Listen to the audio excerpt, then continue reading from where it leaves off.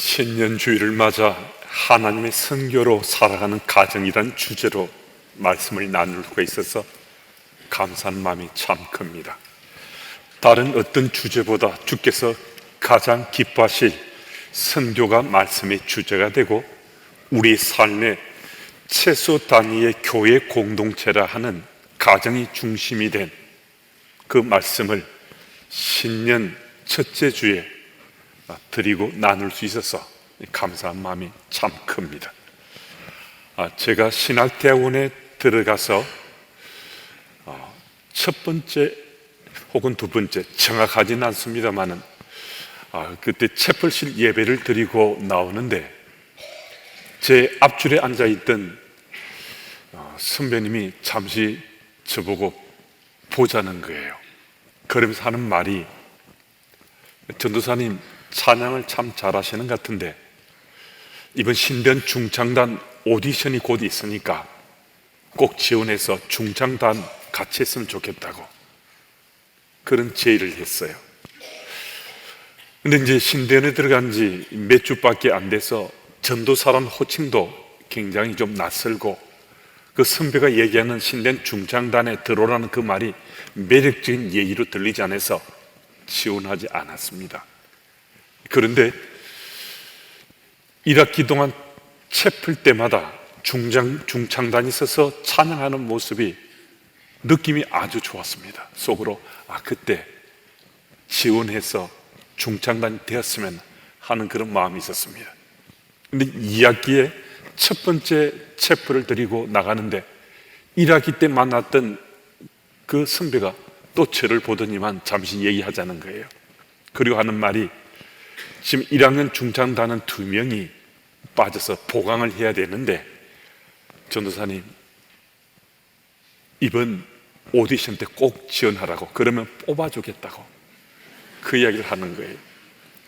저희 동기 중창대원 2명이 1년간 단기 선교사로 선교지로 가게 돼서 베이스 파트 또 테너 파트 한 명씩 보강을 하는 오디션이 열려지게 된 거예요. 이미 저는 속마음으로 나 중창단을 했으면 좋았는데 이런 생각이 있어서 그 선배가 저한테 제안하는 그 말 듣고 지원하겠노라고 얘기하고 오디션에 제가 참가했습니다. 그때 베이스 파트도 테너 파트 몇 사람이 같이 오디션을 받았는데 제가 베이스 파트에서는 제일 마지막으로 불렀어요. 근데 제 앞에 부른 우리 동기들 찬양하는 게 정말 굉장히 빼어날 정도로 잘 하는 거예요. 그래서 속으로 나 안 되겠다 이런 생각이 들었어요. 지정곡 한 곡을 부르는데 이제 제 순서가 돼서 제가 불렀거든요. 근데 그 선배가 오디션 위원장이고 나머지 선배 3사람이 더 앉아 있었거든요. 제가 그 선배 얼굴 빤히 쳐다보니까 영 표정이 안 좋은 거예요. 아니 지금 뽑아준다 해서 제가 지금 왔는데, 그런데 찬양을 들어보니까 다른 지원자들보다 제가 영 좀 못하게 느껴지는지 좀 생각이 좀 다른 표정을 짓더니만 저보고, 전도사님 그러면 전도사님 제일 잘 부른다 하는 찬양을 한번 불러보세요 그러는 거예요. 그래서 그때 마침 복음성가 가운데 그때 그 무리들이 하는 찬양을 흥얼거리면서 계속 부르며 다녔거든요. 그래서 제가 이제 그때 그 무리들이 복음성가를 불렀어요. 그런데도 선배 얼굴이 표정이 별로 좋지 않아요. 근데 이 사람을 잘 뽑아야 되거든요. 이 화음이 돼야 되고 그래 중창을 할 수 있는 거잖아요. 합창도 아닌 중창이니까 한 사람이 튀면 이게 중창이 안 되는 거거든요. 굉장히 고민하는 것 같았습니다. 탈락시키고 싶은데 강권해서 지금 참여하려는데 실력은 없으면 뽑을 수도 없고, 그래서 선배가 제게 악보를 내걸면서 한 번 더 불러봐라 하는데요. 그 선배들이 다른 파트 부르고 저보고 베이스 파트를, 제가 베이스 파트 응시자니까 저보고 불러봐라는 거예요. 그래서 제가 이제 베이스 파트로 같이 그 곡을 부르니까 선배 얼굴이 환하게 밝아졌습니다.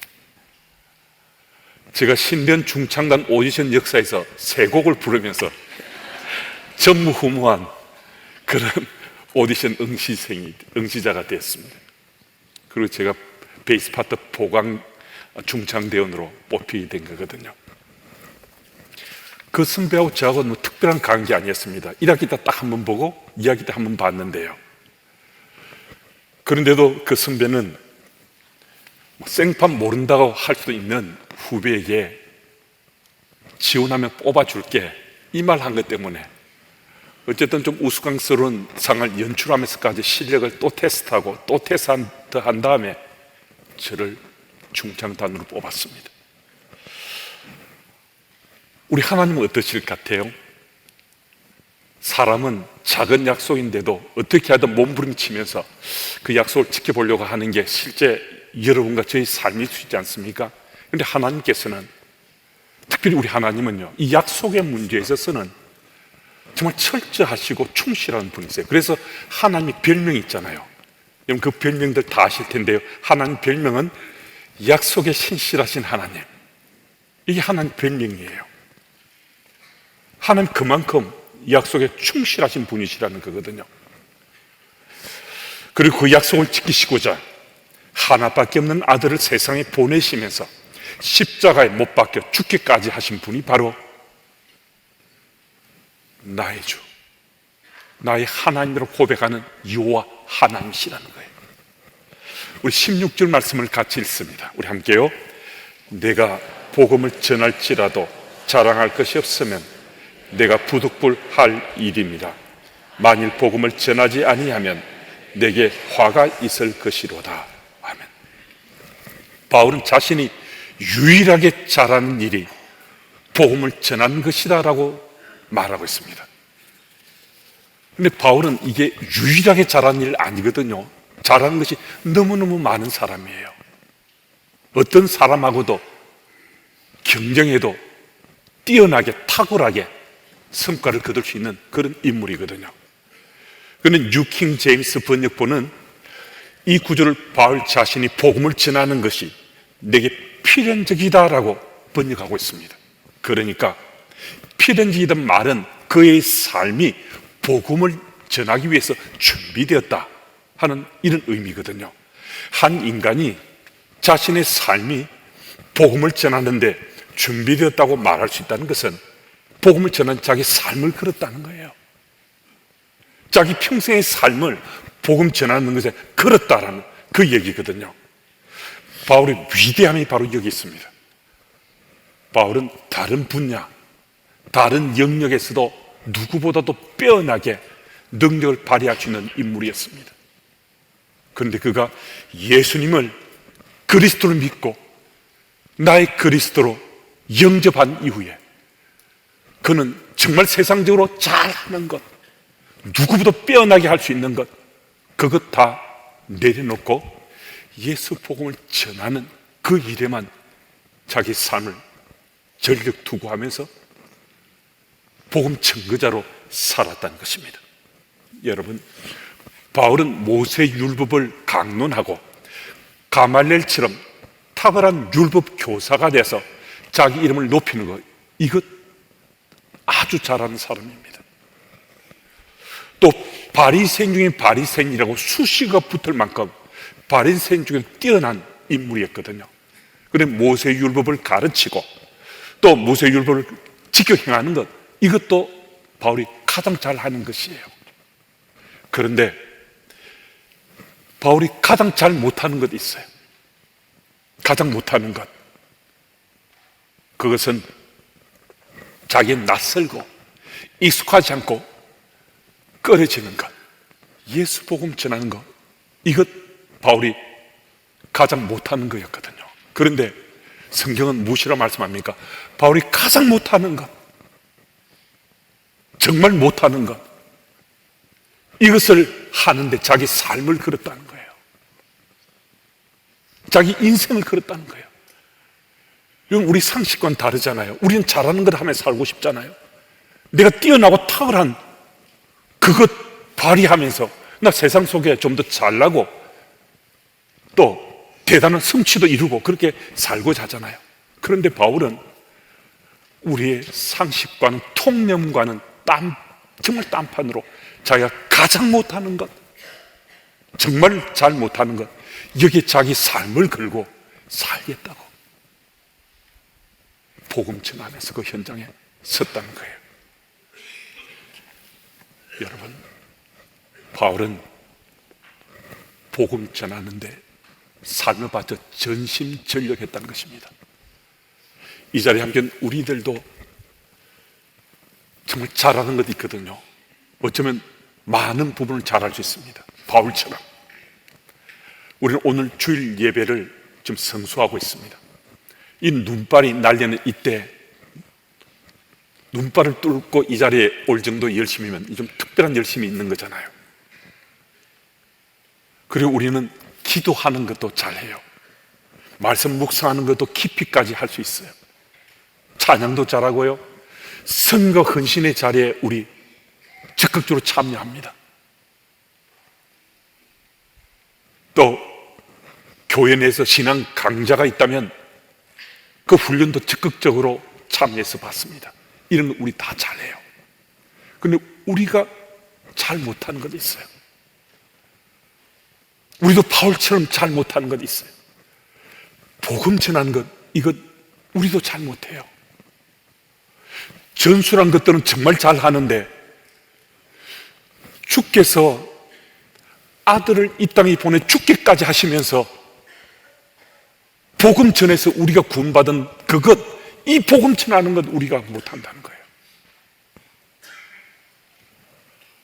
너무나 아이러니하지 않습니까? 우리는 그 복음 듣고 우리가 구원받은 그리스도인이 되었는데, 다른 것 다 잘하는데, 신앙의 삶에 필요하다는 것 우리 다 잘하는데, 주께서 독생하신 아들을 십자가에 못 박게 하면서까지 우리를 구원한 그 복음 전하는 일을 우리가 가장 못한다는 거예요. 여러분, 바울은 계속 그가 가장 잘 못한다 했던 거, 그 못함의 사람은 그렇지 않습니다. 구원받은 그리스도인 되어서 그 복음을 전하고자 사회 현장에 들어선 어느 순간 그 분기점을 넘기면서는 바울은 복음 전하는 거 이거 제일 잘했습니다. 그리고 자기 삶을 걸고 남은 인생을 복음 전하며 살다가 순교하기까지 복음 전했던 인물입니다. 이 자리에 함께 우리들도 예수님이 나의 그리스도, 나의 구원자 되심을 믿고 고백하고 이 자리에 함께 우리 신앙의 자리잖아요. 우리도 정말 잘하는 것, 그것 필요 없다는 것 아니에요. 우리 잘하는 것은 다 앞으로도 잘하면 참 좋습니다. 그런데 가장 중요한 것, 주께서 정말 기뻐하실 예수 복음 전하는 것, 이것 그냥 잘 못하는 것으로, 가장 못하는 것 그냥 그대로 방기할 것인가? 이건 아니잖아요. 참 감사하게도 새해가 밝았습니다. 이 시대 상황 앞에 놓인 우리 현실은 집단 우울증에 걸릴 만한 고통스러운 현장이지만은, 현실적인 부분이 우리의 모습이지만, 그럼에도 새해가 밝았다는 거예요. 새해가 밝았을 때는 이전과는 달리 나 살아야 되겠다, 작년과는 나 다르게 나 살겠어, 이런 다짐하고 결심하는 그런 날을 지금 우리 맞고 있는 거잖아요. 그러면 이 새해에도 여전히 나 그거 가장 못해요, 나 정말 못해요, 이렇게 여전히 살 것인가? 새해는 결심하고 다짐하면 무엇인가 바뀌려고 하잖아요. 그러면 지금까지 내가 가장 못한다고 했던 그것, 잘 못한다고 했던 그것, 복음 전하는 것, 이젠 나 좀 다르게 살고 싶어요, 나 달리 살고 싶어요. 우리 복음 전하는 자리에 올해는 이제는 내 마음도 드리고 시간도 들여서, 바울처럼 그렇게는 아직은 어렵겠지만은 스텝 바이 스텝 하면서 복음 전하는 자리에 우리가 몸을 실어보면 어떻겠습니까? 여러분, 우리가 복음을 전하며 믿음의 삶의 지경을 넓혀는 그 자리는요, 틀림없이 하나님의 선교로 살아가는 현장입니다. 복음은 특별한 사람을 통해서만 전해지는 것이 아니라 특별한 사람이 내가 될 수 있는 그 현장에서 복음이 전해지는 거거든요. 그러니까 이 자리에 함께한 우리 모두, 그가 누구든 우리를 통해서 복음이 전해지는 거예요. 이 사실을 믿으시고 올해는 작년까지는 가장 못한다고, 잘 못한다고 했던 복음 전하는 것, 이제는 우리 그거 나도 잘합니다 하는 우리 믿음의 삶으로 위치 이동이 일어날 만큼 우리의 삶이 좀 달라지는 올 한 해, 이 신년 주일 예배에서 결심하고 다짐하는 이 예배의 시간이 되었으면 정말 좋겠습니다. 그리고 17절 말씀도 우리 한번 같이 읽겠습니다. 17절 같이 읽습니다. 내가 내 자의로 이것을 행하면 상을 얻으려니와 내가 자의로 아니한다 할지라도 나는 사명을 받았노라. 아멘. 자신의 원함으로 예수 복음을 전하면 상을 받는다는 거예요. 이게 굉장한 말씀이거든요. 예수님을 구주로 믿지 않는 사람은 이 상을 받을 수가 없어요. 예수를 구주로 믿는 사람들이 예수 복음을 전하면 상 받는데요. 무슨 말씀입니까? 아, 복음 전하는 것이 이 특권이구나, 특별한 권세구나, 이 말씀이거든요. 그러니까 내가 복음을 전하면 상을 받는 좋은 기회를 맞는다는 거예요. 그러면 어떤 상을 받게 되는지 좀 궁금해질 수 있잖아요. 18절은 제가 읽습니다. 그런즉 내 상이 무엇이냐? 내가 복음을 전할 때 값없이 전하고 복음으로 말미암아 내게 있는 권리를 다 쓰지 아니하는 이것이로다. 이 상에 대해서는 우리가 이 땅의 삶을 마치면 천국에 이르러서 영원한 생명의 멸관을 받는 것, 이 상, 여기서 의미하는 상이 틀림없기도 합니다. 그런데 그와 더불어서 더 분명하게 그 상급에 대해서 바울이 지금 말씀하고 있거든요. 바울은 복음 전도자로서 마땅히 자신이 받을 수 있는 재정 지원을 포기하고 십자가를 지는 그 심령으로 사역하는 그 현장을 자신 특권이요 자기 상급이라고 했습니다. 그러니까 선교사든 또 전도자든 사역을 하는 사람은 누군가가 그를 지원하고 후원해야 하는 재정 지원이 있어야 사역에만 전념할 수 있거든요. 그런데 바울은 자신이 텐트를 직접 만들고 텐트 메이커로 자기가 하는 일을 통해서 사역을 준비하고 생활하는 모든 걸 준비하면서 사역을 원하면 그만큼 힘들고 어려운 그 일인데, 이게 자기가 십자가 지는 심령으로 자기가 복음 전하는 증거인으로 살겠다는 거거든요. 갈라디아서 6장 14절 말씀을 보면 십자가 외에 결코 잘하는 것이 없습니다라고 고백합니다. 자신의 처해진 어떤 현실, 고난의 자리, 신과 환난의 자리, 이것이 십자가를 지는 것이다 하는 그 의식으로 자기가 누릴 수 있는 특권, 받을 수 있는 스포트도 다 포기하고 힘들고 어렵게 어떤 고난의 자리도 복음을 전가하는 그 자리가 자신의 십자가를 지는 것이라고, 그게 상급이라고 고백하면서 바울이 사역했습니다. 오히려 예수님이 십자가를 지시던 그것이 자꾸만 생각이 난다는 거예요. 그래서 자신도 십자가를 지는 그 심령으로 복음을 전하는 것이 자기의 상급임을 고백하는 거거든요. 평범하게 신앙생활하는 우리들은 십자가 지는 것이 이게 짐이지, 이게 엄청난 부담이지라고 생각할 수 있는데요. 그런데 어떻게 그 십자가를 지는 것이 큰 특권이고 상급이 될 수 있는가라고 물을 수 있습니다. 여러분, 성부 하나님이 성자 예수를 이 땅에 보내서 십자가에 내주신 그 상실감을 한번 생각해 보셨습니까? 독생자인 아들을 이 땅에 죄 없으신 그분을 십자가에 못 박여 죽게 하시면서까지 아들이 고통에서 죽어갔는데 그 상실감도 마치 천벌처럼 완벽하게 하나님 가슴을 후벼 파는 것이다 하는 생각이 들었어요.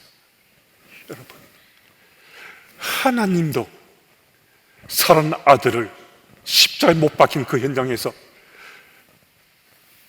그 절망감, 그 상실감으로 심장을 후벼 파는 그 고통을 느꼈으리라. 여러분, 우리가 구원받은 것이 하나님의 그 절망 같은 상실감을 기꺼이 감내하시면서 우리가 구원받은 거거든요.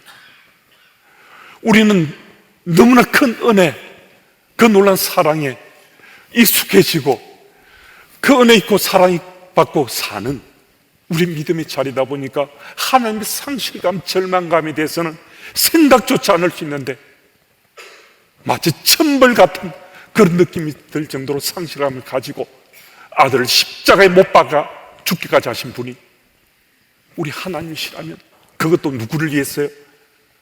나를 위해서, 우리를 위해서 그분이 그를 결행하셨다면 우리는 어떻게 해야 될 것인가? 우리는 어떻게 하면 좋겠습니까? 어떻게 하면 좋겠습니까? 새해 신년 주일 예배를 드리는 이 즈음에 올해도 나는 나 못하겠다, 나 그 가장 못하는 일이라고, 난 정말 못하는 일이라고 계속 외면하거나 소리치며 우리가 살 것인가? 그건 아닌 것 같지 않습니까? 그런 하나님의 마음으로 우리를 구원하신 주님의 마음이 느껴진다면 우리도 누군가를, 나를 통로로 구원받도록 하는 그런 자리에 우리가 서야만 그분의 사랑, 그 은혜에 대해서 내가 입고 받고 누리며 사는 그리스도인으로 살 수 있는 것 아니겠습니까? 여러분, 제가 지금 엄청나고 대단한 부담을 드리는 것 아닌지 모르겠습니다. 하지만 이 신년주일 오늘 이 자리가 이제는 가장 나 못하는 거예요, 나 정말 못하는 거라고 소리칠 것 아니고, 이제는 나 좀 달라져서 나 잘하는 것, 나 좋아하는 것, 내 시간도 드리고 마음도 들여볼 수 있는 것, 그것 예수 복음 전하는 것이었으면 참 좋겠습니다. 여러분, 우리 함께 다시 한 번 더 우리 마음밭에 결신하면서 이 신년주일 예배를 하나님께 올려드리면서, 이전까지는 내게는 낯설고 익숙하지 않았지만 이제부터는 좀 더 익숙해지고 실제 나의 삶으로 살아를 원하는, 정말 살길 원하는 예수 복음을 전하는 자로 올 한 해 우리 잘 살아가시는 여러분들이 다 되시기를 축복합니다.